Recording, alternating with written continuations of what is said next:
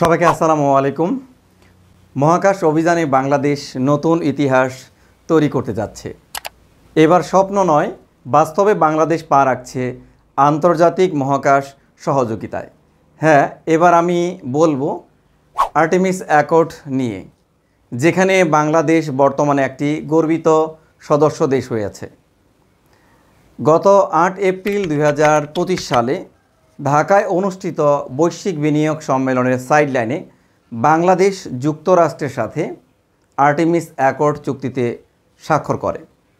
আজকের ভিডিওর মাধ্যমে আমি আপনাদেরকে জানাবো আর্টেমিস অ্যাকর্ড কি, এই চুক্তির উদ্দেশ্য কি, আর এই চুক্তিতে স্বাক্ষর করে বাংলাদেশ কিভাবে লাভবান হতে পারে। আমি আপনাদের সাথে আছি মোহাম্মদ আল আমিন, লেখক উৎকর্ষ জিকে। আর নিয়মিত আমার চ্যানেলে নিত্য নতুন ভিডিও পেতে আমার চ্যানেলটিতে সবাই সাবস্ক্রাইব করে রাখবেন আর পাশে থাকা বেল আইকনটিতে ক্লিক করে রাখবেন। আর ইতিমধ্যে যারা আমার চ্যানেলটিতে সাবস্ক্রাইব করেছেন সবাইকে অসংখ্য ধন্যবাদ। আর্টেমিস অ্যাকর্ড কি? আর্টেমিস জেনারেশন মূলত এমন একটি জেনারেশন, তারা ভাবে যে অদূর ভবিষ্যতে পৃথিবী বাদেও অন্যান্য গ্রহে হয়তো বসবাস করা যাবে। এরকম দূরদর্শী চিন্তাভাবনা থেকে আর্টেমিস অ্যাকর্ড এর প্রচেষ্টা গ্রহণ করা হয়। আর্টেমিস অ্যাকর্ড হচ্ছে একটি আন্তর্জাতিক সমঝোতার দলিল, যেটি ২০২০ সালে যুক্তরাষ্ট্রের পররাষ্ট্র দপ্তর ও যুক্তরাষ্ট্রের মহাকাশ গবেষণা সংস্থা নাসা প্রবর্তন করে।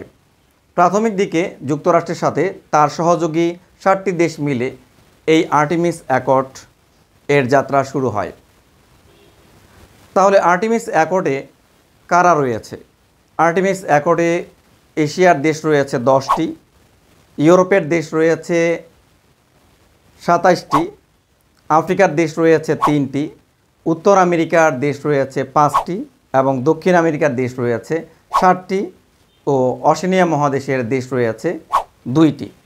বর্তমান আর্টেমিস অ্যাকর্ডের সদস্য রাষ্ট্র রয়েছে 54টি।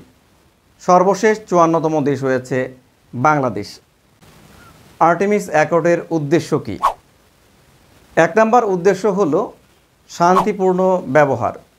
এই মহাকাশ যেন শুধুমাত্র শান্তিপূর্ণভাবে ব্যবহার করা হয় সে ব্যাপারে বলা হয়েছে। 2 নম্বর সহযোগিতা। এই মহাকাশে যেন প্রত্যেকটি রাষ্ট্র মিলেমিশে কাজ করতে পারে সেই ব্যাপারে উৎসাহ দেওয়া হয়েছে। 3 নম্বর তথ্য আদান প্রদান করা। এই মহাবিশ্বে বা মহাকাশে যে কোনো আবিষ্কার হলে প্রত্যেকটি দেশের মধ্যে যেন তথ্যের আদান প্রদান করা হয় সে ব্যাপারে বলা হয়েছে।